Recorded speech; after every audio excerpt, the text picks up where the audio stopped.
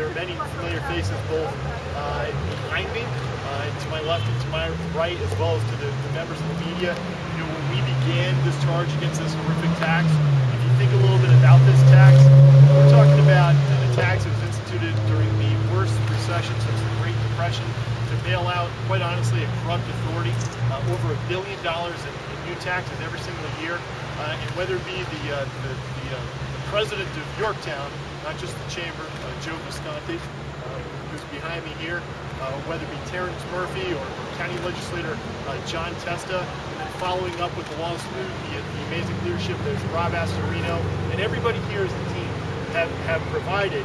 You know, a few years back, we didn't know whether we were going to be able to kill this tax, but we stood together as a team and really built a huge grassroots effort that went from Long Island all the way up throughout the Hudson Valley. So today is a big day, and we want to continue to fight for a full repeal. You have to remember, we got this tax repeal for 80% of those who are paying, but we have 20% that continue to pay, including our municipalities. You talk about the killer of all unfunded mandates, this is it.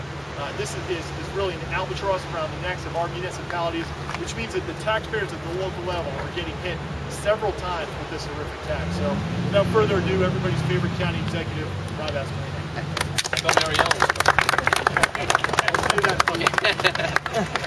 Thank you. This is a big day. It's, you know, quite frankly, it's a dual-edged sword because the MTA does need proper funding. There are a lot of people in Westchester County that rely on Metro North to get into New York City to work, and so this is not necessarily about the funding that the MTA needs. I can't make a judgment on that today, but the state needs to look at the proper funding, whatever that might be for the MTA, so people can get into the city at a reasonable rate. Today was about a judge looking at the constitutionality and the rules for how this tax was enacted. We as a county intervened in June of 2011 because we felt very strongly that proper procedure was not followed by the state in order to penalize people in the 9-county region for the MTA.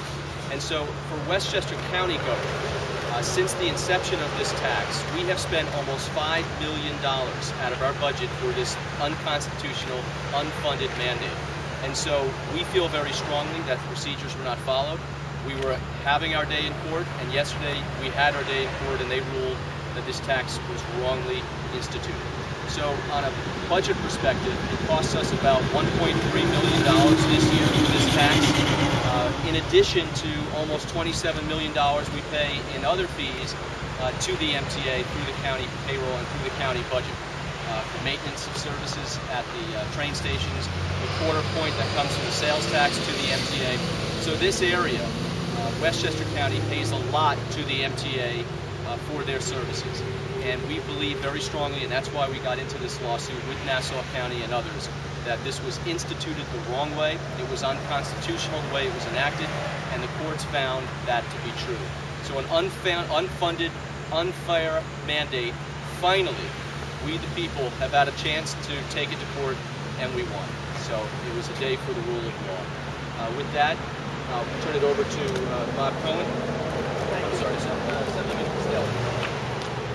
Thank you, Executive. Well, it is a wonderful day. We the people have spoken, and obviously the justice system is heard. As a result of this, we've gotten rid of this onerous tax for hopefully the last time.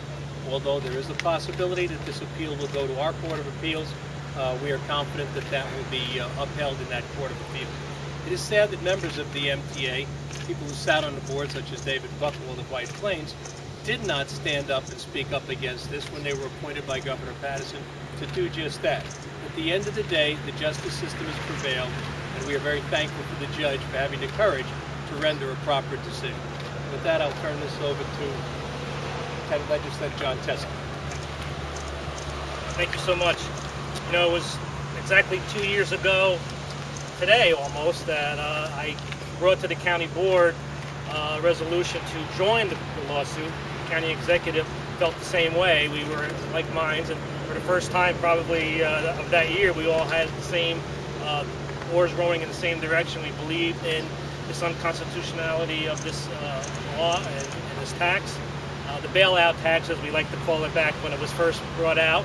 And here we are 2 years later, and we were vindicated in our pursuit. We want to thank Nassau County, obviously, for bringing that suit. We joined with Putnam and others 2 years ago to make sure that the County of Westchester was heard. And the costs were just amazing at the time. $104 million countywide was being taken out of our commerce for this tax. The county executive explained how in our own budget over $1 million was removed from the taxpayers of Westchester for this tax. So this is a big deal for the job creation of the county, as well as working together to make sure that things are done fairly throughout the state. Obviously, as was pointed out, the MTA needs to operate. We need the mass transit, but there are ways to make sure that happens without unfairly taxing on top of the terrible taxes we have already. So I feel great about today, and obviously we will probably go through an appeals process, but we look forward to being vindicated at the end of the day and the taxpayers of Westchester being preserved. Thank you. And I would like to just say this and make this very clear too. Had Bob Cohen, we had his vote in the state senate, this MTA payroll tax never would have happened. People have got to realize that elections matter. This is a perfect example. $14 billion deficit that was closed with new taxes and fees. Had Bob Cohen been in the state senate, this MTA payroll tax never would have seen the light of day. Thank you, Greg, and thank you all for being here. This, quite frankly, is an unfair, unfunded, and now unconstitutional state mandate. We're all happy to see it go, and we all recognize, and I think everyone here agrees with me, that we need to properly fund the MTA, but this was the wrong way. This was a job-killing tax. We don't know how many jobs we lost because of this tax. With the death of this tax, with it being ruled unconstitutional, we have the opportunity once again in New York State to show that New York State is ready for business, wants to encourage businesses and entrepreneurs to come to New York and grow our businesses here, grow their businesses, grow jobs in New York. So we should consider this a victory for the business community, a victory for the taxpayers, a victory for the municipalities that have been forced to pay this unfair, unfunded state mandate that is now unconstitutional. So thank you. First off, I'd like to thank Senator Ball. I think when you were actually our assemblyman, you were probably 11. Can you give us your title and name? I'm sorry, Terrence Murphy, Councilman Terrence Murphy, actually owner of 2 local businesses that I've actually worked with Senator Ball now when he was actually an assemblyman about repealing this MTA tax. I think this is just a tremendous step for New York State in the right direction of trying to get business back to New York. Ranked 48th in the country of being business friendly is not something that we're pretty proud of. I think we've got a tremendous group of people with the county executive, our future state senator and our state senator, and our Chamber of Commerce, Joe Visconti. This is about business. This is about growing New York. And making this onerous tax of 0.25% on people who employ other people's and strictly on payroll is just absolutely absurd. We fought for the past 3-4 years on this, and this is just a tremendous step in the right direction for the business community of New York State. Thank you. Hi, I'm Joe Visconti, President of the Yorktown Chamber of Commerce, and I just want to thank County Executive Astorino, Senator Greg Ball, the rest of their constituents, and I think that this really shows that our elected officials are working for the small business in Yorktown and the surrounding area, the entire Hudson Valley. This has made a big difference for small business, and we thank you, Serge, for looking out for our interests. Again, County Executive Astorino, former legislator, Greg Ball, working together, John Testa. This is a tremendous boost for small business. Thank you. I am particularly honored that you've chosen Yorktown to have this press conference. It shows how good government can fight back for its constituency to lower the cost of doing business in the state of New York. I am thrilled at the aggressive nature that our county government is taking in order to fight back against these mandates. It's the start It's the beginning, and there's more to come in terms of fighting back and being aggressive about all these unfunded mandates, and we're going to continue that process. And I congratulate you. My hats are off to you. That this is what you get when you elect officials that actually care about their constituency. And I congratulate all of you guys. Okay, are there any questions? Can I understand the ruling doesn't direct the agency to stop collecting the tax? So what is the next step? Are you still going to be paying this? How does that work? That's a very good question. It's uncertain whether we're going to continue to pay this, whether we must continue to pay this. From my understanding, there are separate court rulings which reach different conclusions, so I'm assuming this is going to go to the Court of Appeals, and they're going to have to make a determination. Now, whether or not there would be a retroactive refund, since this was potentially null and void from the very beginning, that's to be seen. Clearly, it has a budget impact on the county of Westchester. As I said, we spent almost $5 billion so far on this payroll tax, and this year alone, $1.3 billion.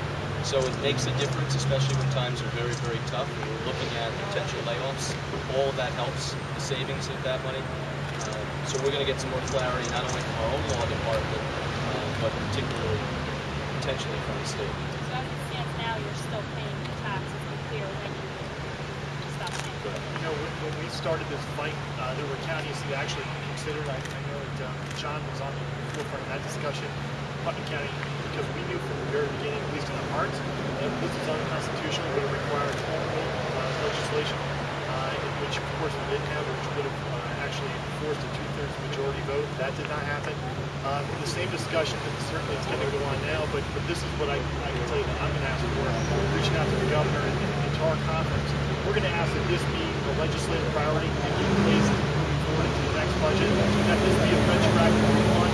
This actually be built into the economic initiative to send the checks back to small business owners and those who did pay this tax, which we dealt with as a budget. The genesis, by the way, is when Nassau County was on the way to this lawsuit. I met with County Executive Astorino, talked to him about what the merits were and what they thought the real issues were. We also met with their legal department to find out how they were going to pursue this, and we were convinced that they were correct, that they had the right, that the procedures were not followed, and that this would be overturned.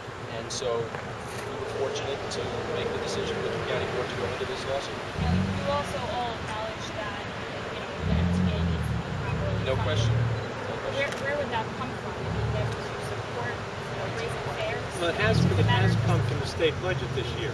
The money that has not been given to them as a result of the break that we've given our citizens, as far as the tax is concerned, we now fund it to the rate of $770 million in this particular budget. So it's not, it's an unfunded mandate.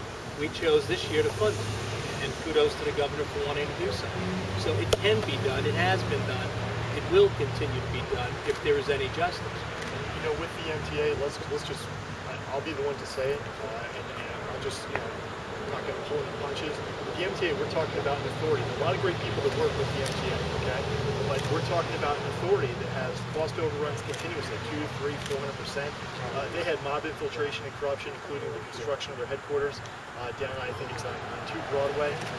What we need to continue to ask for, and actually put in the Senate version of our budget, is to ask for a forensic accounting of the MTA's books to find the funding necessary to actually right-size their own books. Small businesses are doing that. County governments throughout the state are doing that. Local governments are doing that. It's time for this authority to step up to the plate and stop trying to scare people every time they're forced to make a tough decision and say, we're going to increase the burden on the ratepayers. That's absolutely ridiculous. They need to be held accountable. And these dollars need to be retroactively refunded. If you think about a great economic opportunity for us in Hudson Valley, to send the money back that was ill-gotten gains to the MTA, what a great way to create jobs for those who invest in the small business. Okay, thanks everybody. Thank you. Thanks.